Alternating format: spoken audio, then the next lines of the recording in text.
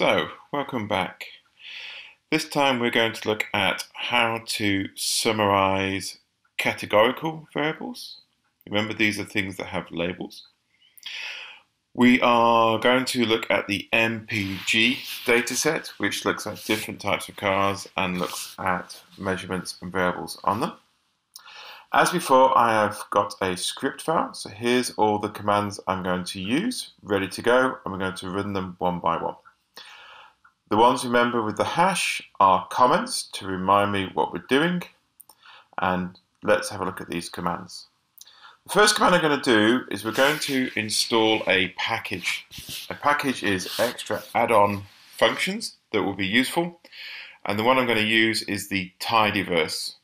If you have not already installed that, you need to go and watch the video. So put my cursor at the top and we will run this command. And you can see down here that it ran library tidyverse and it's given us some feedback that that's all working fine. Inside the tidyverse package we have a dataset which is the miles per gallon, so I'm going to run that. Doesn't seem to have done much, but if we go over to the right, see how in the environment we have now a thing called miles per gallon, MPG. If we click on that, here is our dataset that we're going to look at. And the variable we're going to look at is manufacturer.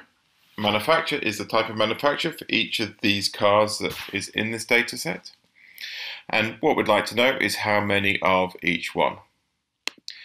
So the first command we're going to look at is table. So you've got table, and inside that we're going to, and this has been discussed before, we're going to look inside the data frame, MPG, that's the name of the data frame.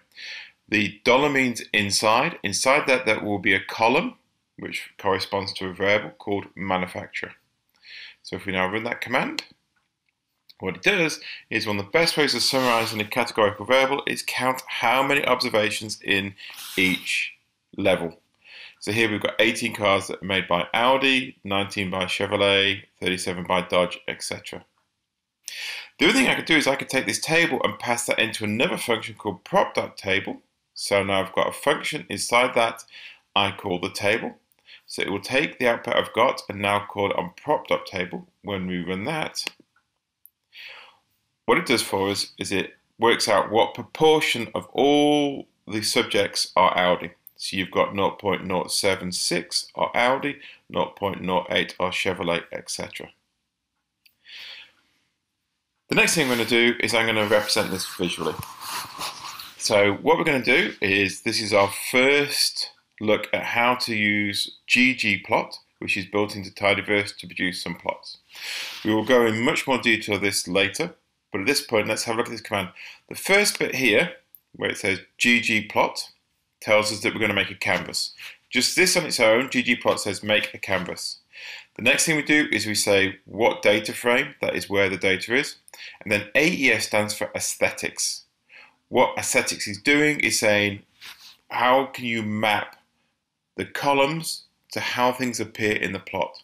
So in this case I have a single aesthetic manufacturer, so it assumes that my X variable is going to be manufacturer. Then to that I add a layer, and what I've added is a bar. All the layers start with geom. Geom bar says I'm going to add a bar chart.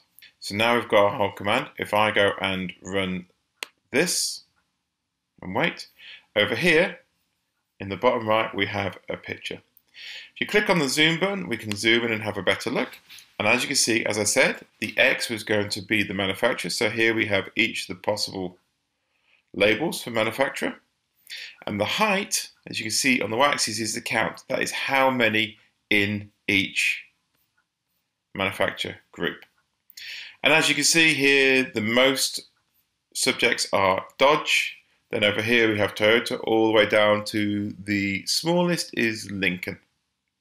Okay, that's it. Bye.